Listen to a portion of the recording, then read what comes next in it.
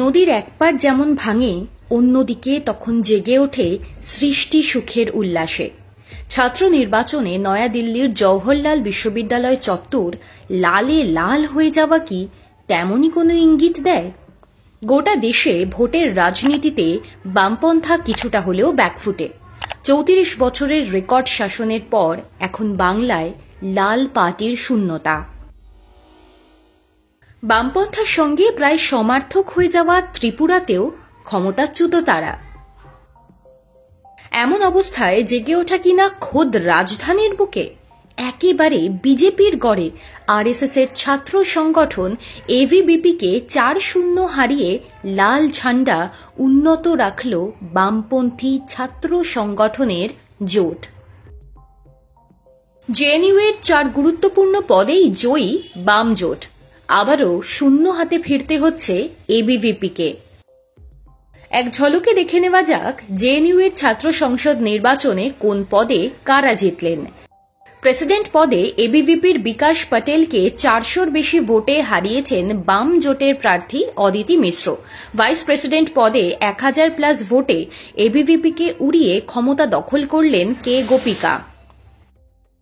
সম্পাদক পদে এবিভিপির রাজেশ্বর কান্ত দুবের সঙ্গে হাড্ডাহাড্ডি লড়াই হয় সুনীল যাদবের।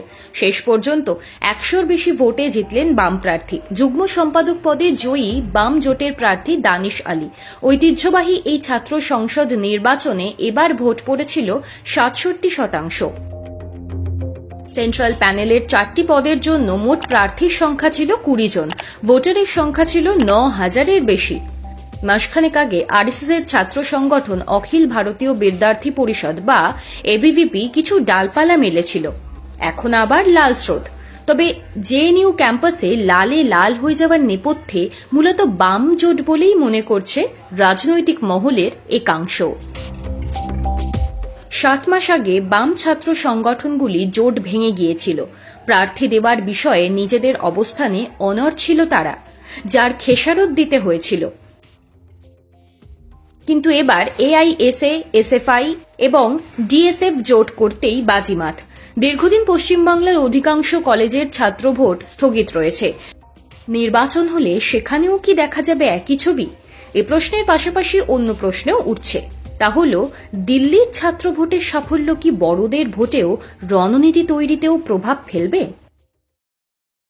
এমনিতে জেএনইউ এর এই জয় প্রমাণ করে দেয় খোদ রাজধানীর অন্যতম সেরা বিশ্ববিদ্যালয়ে আজও বামপন্থা কতটা প্রাসঙ্গিক। বিহারের জোটবদ্ধ হয়েই লড়ছে বামপন্থী দলগুলো। পশ্চিমবঙ্গে নজিরবিহীনভাবে বামফ্রন্টের বাইরের বাম দলের সঙ্গে জোট বেঁধে উপনির্বাচনে লড়াই করেছিলেন কমিউনিস্টরা। প্রত্যাশিত সাফল্য পাননি ঠিকই, তবে রাজনৈতিক মহলের বিশ্বাস এভাবে জোট বেঁধে লড়লে আজ নয় কাল সাফল্য আসতে বাধ্য, যা সাক্ষ্য রাখল জেএনইউ এর বামপন্থী ছাত্র সংগঠনগুলো।